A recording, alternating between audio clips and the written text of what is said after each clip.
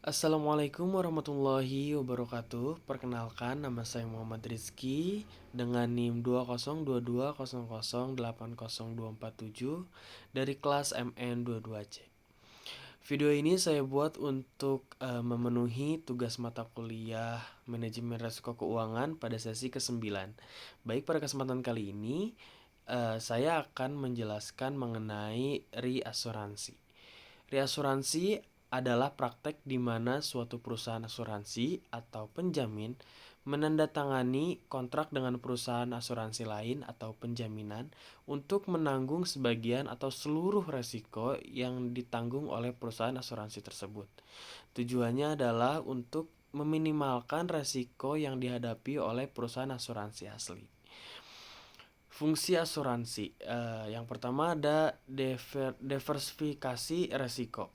Dengan cara ini, perusahaan asuransi dapat menyebarluaskan resiko yang dihadapinya, sehingga tidak perlu bergantung pada satu jenis resiko. Fungsi yang kedua adalah mengurangi beban keuangan. Reasuransi membantu perusahaan asuransi dalam mengurangi beban keuangan yang mungkin timbul dari klaim besar. Fungsi yang ketiga adalah meningkatkan kapasitas. Dengan menanggung sebagian resiko, perusahaan asuransi dapat menambah kapasitas untuk menanggung lebih banyak polis asuransi.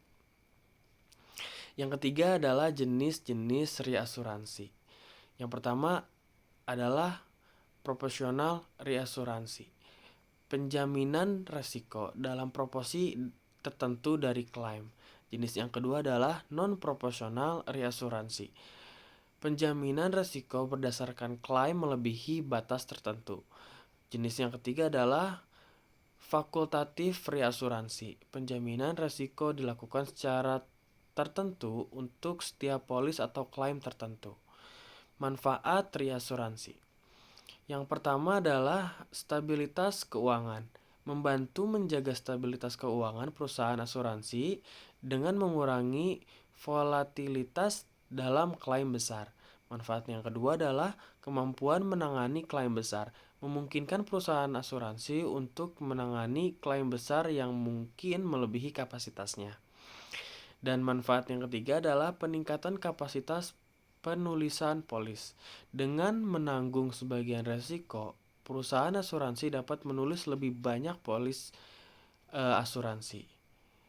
Sebagai contoh kasus reasuransi, misalnya sebuah perusahaan asuransi kesehatan menandatangani kontrak reasuransi dengan perusahaan asuransi lain untuk menanggung sebagian resiko dari klaim kesehatan yang besar.